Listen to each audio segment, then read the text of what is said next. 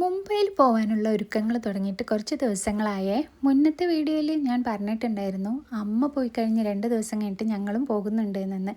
ഈ ചിക്കൻ പൊരിച്ചതൊക്കെ എന്തിനാണ് ഇങ്ങനെ ഡെക്കറേറ്റ് ചെയ്യുന്നതെന്ന് വെച്ചാൽ ട്രെയിനിൽ നിന്ന് കഴിക്കാനുള്ള ഫുഡാണ്. അപ്പോൾ ഞങ്ങൾ ഓരോരുത്തരും ഓരോ ഫുഡ് എടുക്കാമെന്നാണ് വിചാരിച്ചത്. എനിക്ക് കിട്ടിയിട്ടുണ്ടായിരുന്നത് ചിക്കൻ പൊരിച്ചതാണ്. വെറുതെ ട്രെയിനിൽ നിന്ന് പുറത്തുനിന്ന് മേടിച്ച് കുട്ടികളൊക്കെ ഉള്ളതല്ല, അപ്പോൾ എന്തായതാണെന്ന് അറിയില്ലോ. അപ്പോൾ എല്ലാ ഫുഡും ഞങ്ങൾ വീട്ടിൽ നിന്ന് തന്നെ കൊണ്ടുപോകാമെന്നാണ് വിചാരിച്ചത്. അങ്ങനെ ഒരുക്കങ്ങളൊക്കെ പൂർത്തിയായി. വിചാരിച്ച പോലെയല്ല, 3-4 ലഗേജ് ഉണ്ടായിരുന്നു കേട്ടോ. പിന്നെ ഈ ഒരു കേക്ക്, ഇത് ഒരു സർപ്രൈസാണ്. അടുത്ത വീഡിയോയിൽ ഈ ഒരു കേക്കിനെ പറ്റിയിട്ടുള്ള കാര്യങ്ങൾ വരുന്നതായിരിക്കും.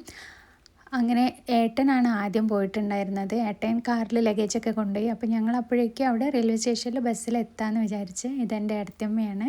പിന്നെ മക്കളും എല്ലാവരും റെയിൽവേ സ്റ്റേഷനിലേക്ക് എത്തി. കണ്ടില്ല, ഞങ്ങൾ തന്നെ ഒരുപാട് ലഗേജ് ഉണ്ടായിരുന്നു.